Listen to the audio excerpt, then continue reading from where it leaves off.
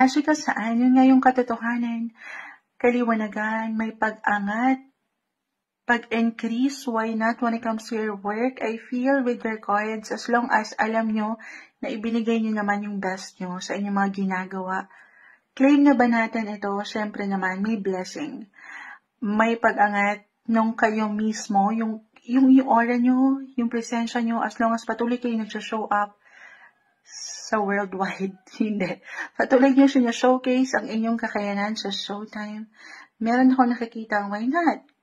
Recognition, promotion, kahit sa simpleng appreciation, Libra, umaangat, nag-level up ang inyong energies. Energy, speaking of energy, kasi nga si Mars, which is the planet of energy, action, still currently ay nasa inyong mga sign. Yes po. Mid-September tayo guys, magandang pagkakataon ito. Parang nagre-rely yung ibang tao sa'yo ngayon, family, money, work, kasi nahihila sila ng enerhiya mo eh. Meron ka niyan, sapat. Na ang ganda, may gabay ka ni Mars right now. Meron ka sapat na energy para magampanan yung mga, parang pinagbabalansa niya pa rin in life. Money, family, work, andito na lahat eh, ang dami. So, ang kagandahan andyan si Mars para kayo bigyan ng sapat na enerhiya para magampanan yung ilang